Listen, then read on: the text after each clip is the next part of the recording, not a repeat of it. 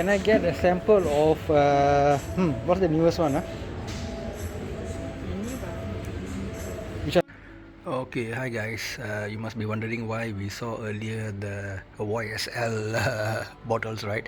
Well, like the actual story is that I dropped by YSL and I thought, I will check out the selection there. But as usual, what happens is it's become almost like a habit. I'll pass by Dior for the Savage and YSL as well for the La Nuit de Home and one or two more things. But somehow they never click with me and I end up not really going after them.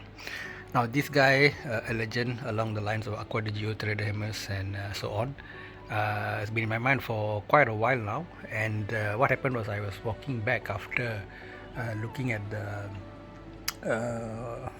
YSL, right?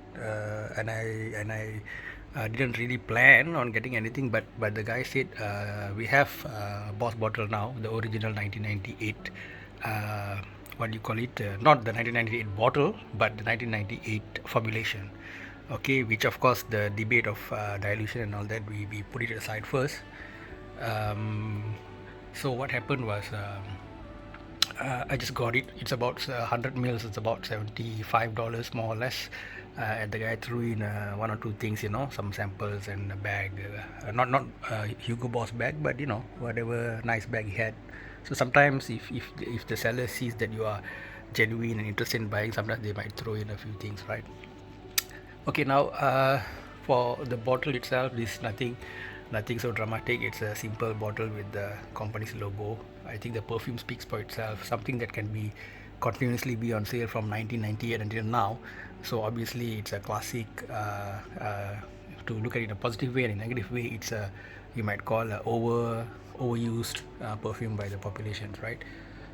So one cool thing about this Hugo Boss box is that they've conveniently given us the top notes, hard notes, and base notes. I think I don't see most perfume brands doing that. So you got apple, cinnamon, and geranium in the middle, followed by woods in the base of it. But if you want to be more nerdy, so it's been described not only as apple but with bergamot and what do you call it, a few other citrusy groups as well along with the apple. Whereas the middle note is cinnamon, mahogany, and carnation, right? But the cinnamon is the key here. Whereas the base is composed of vetiver, olive tree. Was it olive tree? I'm not so sure of that part, but cedar is there. All right. So this simplistic bottle design, I believe, is by Peter Schmidt, and the nose is by Anik Menado, I believe, if I got the pronunciation right.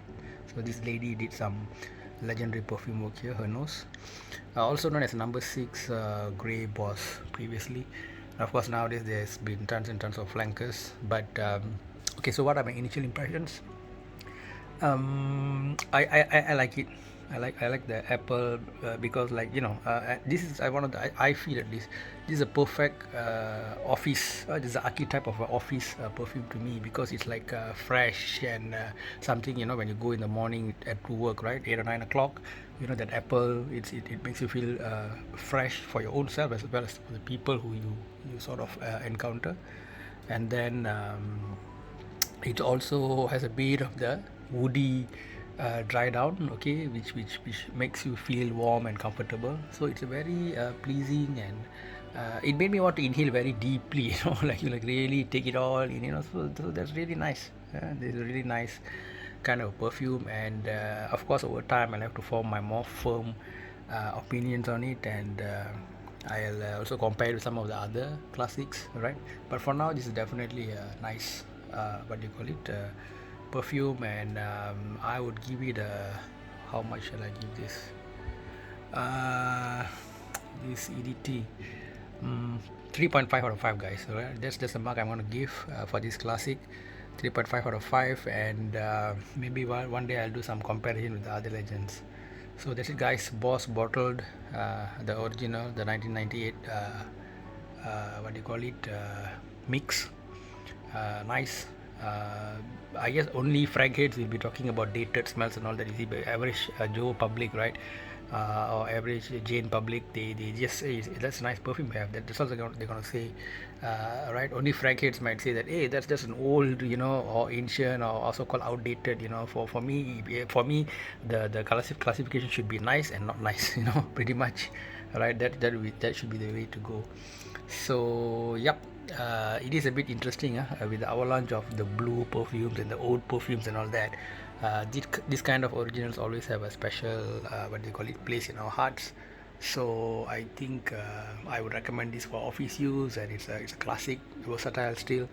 Maybe not so much nights out because it's not that